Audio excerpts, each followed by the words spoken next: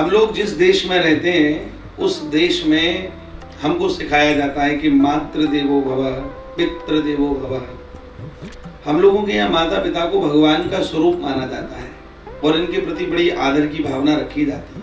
कुछ ऐसे देशों की कहानियां मैं सुनता रहता हूँ कि जहाँ पर परिचय जो दिया जाता है वो कुछ ऐसे दिया जाता है, टॉम मिले और उनकी पत्नी बॉबी वो साथ में है, तो परिचय ऐसे दिया जाता है कि this is Tom and she is my wife, और ये 2 बच्चे मेरे हैं और ये 2 बच्चे इसके हैं।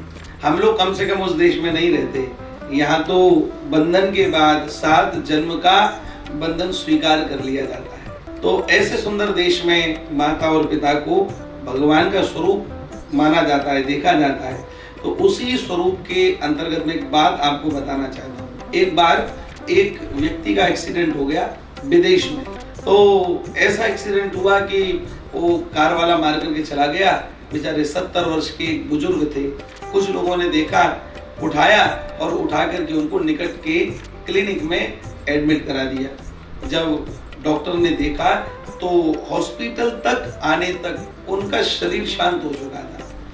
डॉक्टर ने कहा सॉरी, ही इज नो मोर, अब ये नहीं बचे। अब वो लोग तो जो उनको छोड़ने के लिए आए थे वो रास्ते के राहगीर थे, छोड़ करके वह तो चले गए। अब डॉक्टर के आगे एक प्रश्न खड़ा हो गया, ये कौन है? उसने तुरंत उनकी जेबों को चेक किया तो उसमें एक डायरी निकली। रात के 1 बजे का समय था, वो व्यक्ति मर चुका था।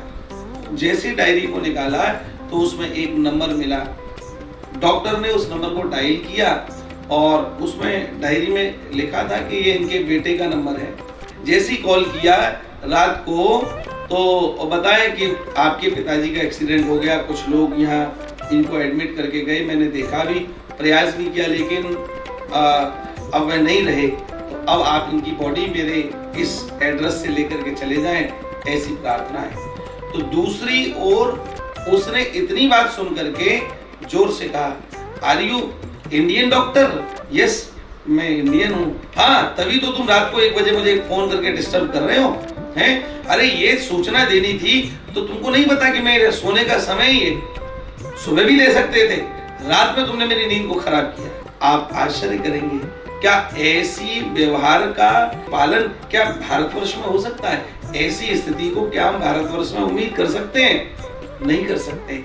यहाँ तो जैसे कोई रात को सुनेगा तुरंत दौड़ पड़ेगा, मेरे पिता हैं, मेरी भावनाएं जुड़ी हुई हैं। तो विदेश में रहने वाले जितने भी लोग हैं उनकी स्थिति ऐसी हो चुकी है कि वह संवेदनशीलता को नहीं जानते, किसी के दुख दर्द को नहीं जानते। यही कारण है, बाहर रहे बच्चे या यहाँ रहे, बच्चों को अपने घर के संस्कारों की किताब जरूर पढ़ा देनी चाहिए।